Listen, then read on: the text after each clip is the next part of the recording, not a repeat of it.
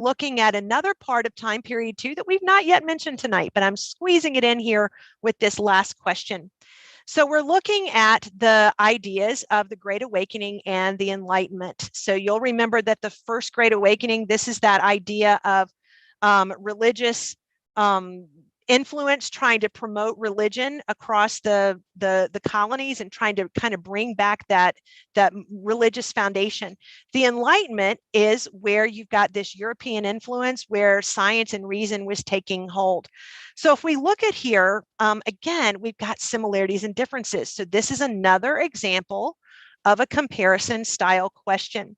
So we have briefly described one specific historical difference in North America, right? So we're not talking about in Europe, we're talking about in North America between the First Great Awakening and the Enlightenment.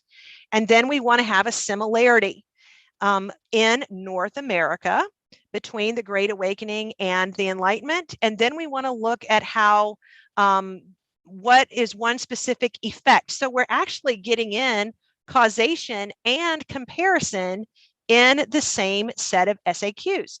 So we're looking at what effect in North America did either the Great Awakening or the Enlightenment have on North America. So let's look at my answer, and we're going to follow this the same way. So regardless of whether it's a comparison, a causation, or continuity and change over time, you want to do the same thing. Answer the question, give your specific example, show off that vocabulary you know, and then tie it together at the end.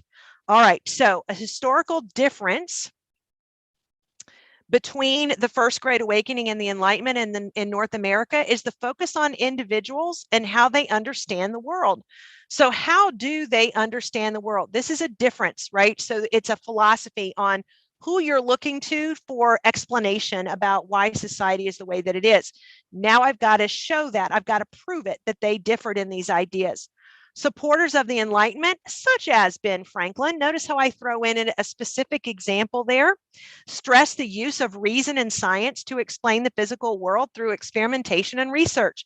And notice that my example is from North America, because that's what the question asked for me to do. Then I've got to show that the members of the Great Awakening are going to look at the world in a different view. So supporters of the Great Awakening, such as the famous traveling minister, Jonathan Edwards, you may remember him. I know in my class we'd read Sinners in the Hands of an Angry God. That was one of his sermons. Stressed emotion and religion to explain the physical world and the role of individuals. So here's my evidence. And now I want to tie it together.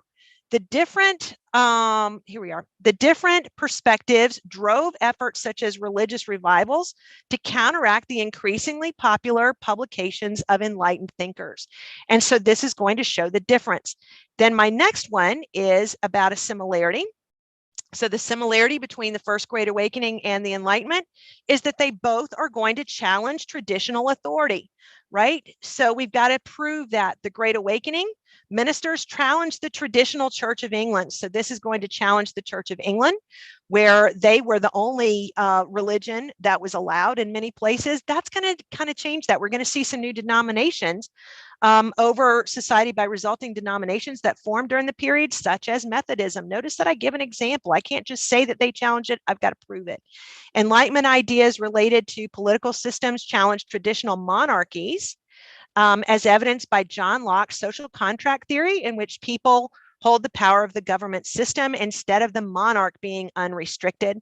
So I've tied that together. And then the effect that this is going to have of the Enlightenment, and I chose the Enlightenment. So the effect of the Enlightenment on North America can be seen in the growth of the patriot cause. So there's my answer. I'm going to say that Enlightenment, kind of challenging traditional thought here.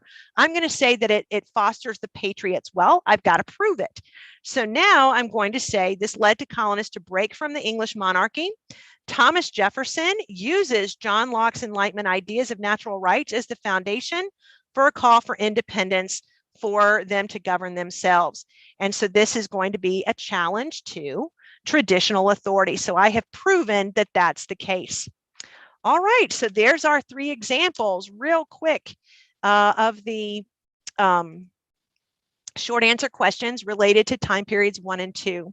So let's come back and let's look at what we've done in this first session here of our AP exam review. We've looked at the formats between